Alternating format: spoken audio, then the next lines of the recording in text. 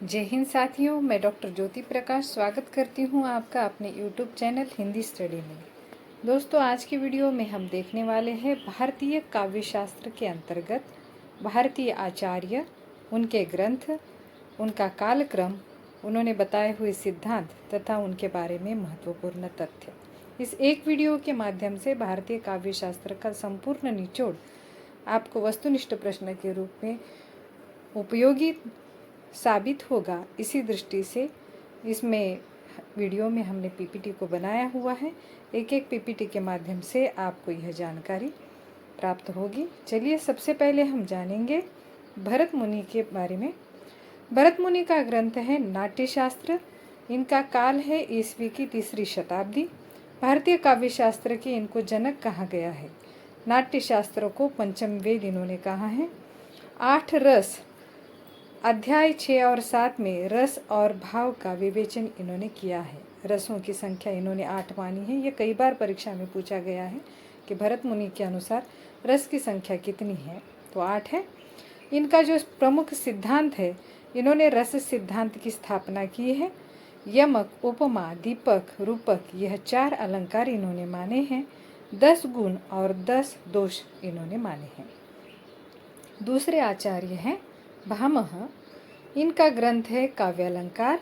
इनका समय है 6ठी शती और इनका सिद्धांत है अलंकार सिद्धांत। ये इसके प्रवर्तक है। वक्रोक्ति अलंकार को प्राण माना है इन्होंने। 3 गुण और 39 अलंकार माने हैं। अगले आचार्य है दंडी। इनका ग्रंथ है काव्यादर्श। ये 7वीं शती के उत्तरार्ध के आचार्य हैं। अलंकारवादी आचार्य कहा जाता है इन्होंने और भामा के अनुयायी रहे हैं। ये वैदर्भी गोंडी रीति में अंतर माना है इन्होंने। वैदर्भी और गोंडी रीति में अंतर माना। दंडी ने 35 अलंकारों की संख्या मानी है। अगले आचार्य है वामन। इनका ग्रंथ है काव्यालंकार सूत्रवृत्ति और समय है 8वीं शती। ये कश्मीर के निवासी थे। रीति सिद्धांत के ये प्रवर्तक है। आचार्य वामन ने 3 रीति भेद बताया है, वैदर्भी, गोंडी और पांचाली, और गुणों की संख्या 20 बताई है। गुण यानी काव्य गुण। अगले आचार्य है उद्भट। इनका ग्रंथ है काव्यालंकार सार संग्रह। समय है 8वीं शती। इन्होंने अलंकार संप्रदाय की वृद्धि करने का कार्य किया है। वृद्धि करने वाले आचार्य माने जाते हैं। शांत रस को सर्वप्रथम इन्होंने माना है और श्लेष अलंकार के 2 भेद माने हैं।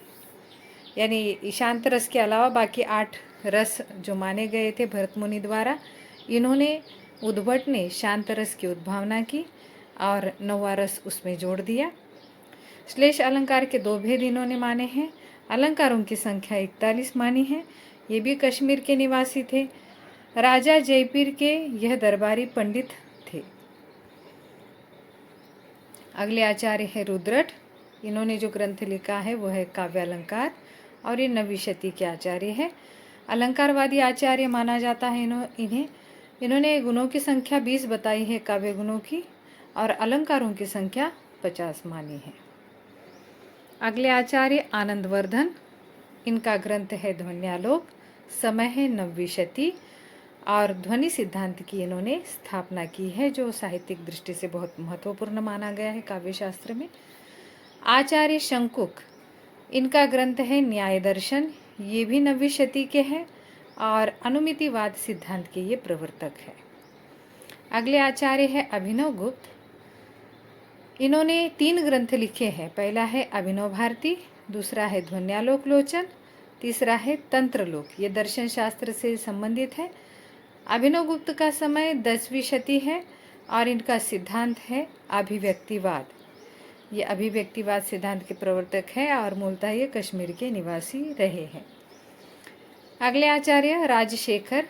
इनका ग्रंथ है काव्य मीमांसा और समय 9वीं से 10वीं शती माना गया है।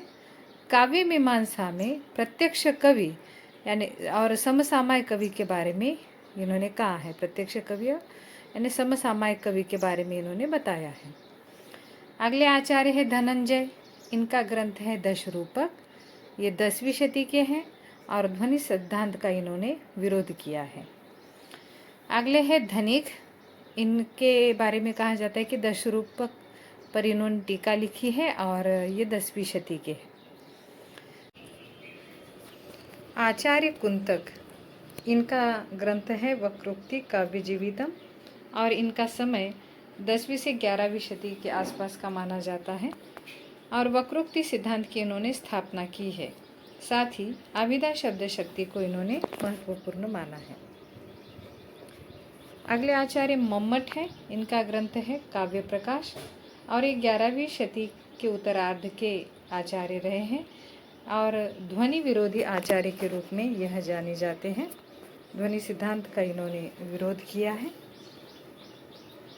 अगले हैं क्षेमेंद्र, औचित्य विचार चर्चा, यह इनका ग्रंथ है और क्षेमेंद्र 11वीं शती के माने जाते हैं। इनका सिद्धांत है औचित्य सिद्धांत। महिम भट्ट, इनका ग्रंथ है व्यक्ति विवेक और ये 11वीं शती के आचार्य हैं। इन्होंने भी ध्वनि सिद्धांत का विरोध किया है।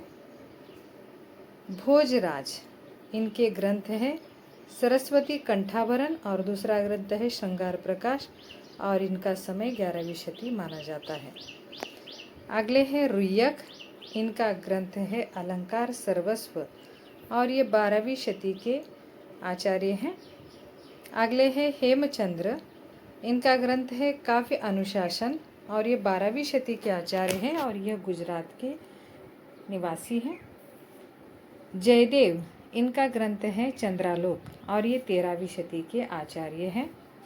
अगले हैं विश्वनाथ, जिनका प्रसिद्ध ग्रंथ है साहित्य दर्पण और ये 14वीं शती के आचार्य हैं। अगले हैं पंडित जगन्नाथ, इनका ग्रंथ है रस गंगाधर, ये 17वीं शती के मध्य के आचार्य हैं और आंध्र प्रदेश के निवासी हैं।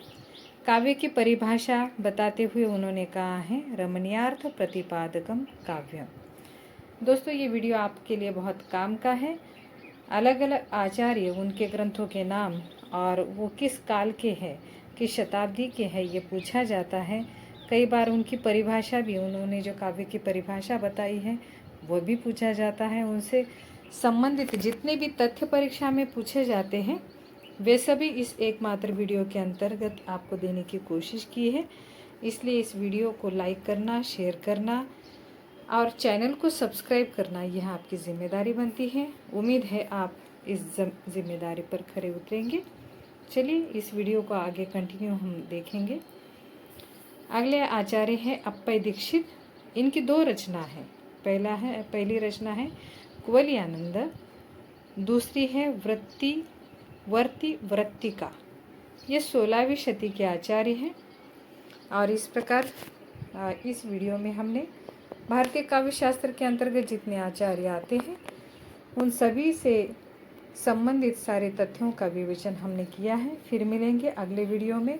आपने बड़े धैर्य से इस वीडियो को सुना, इसलिए आप सभी का बहुत बहुत धन्यवाद। जय हिंद।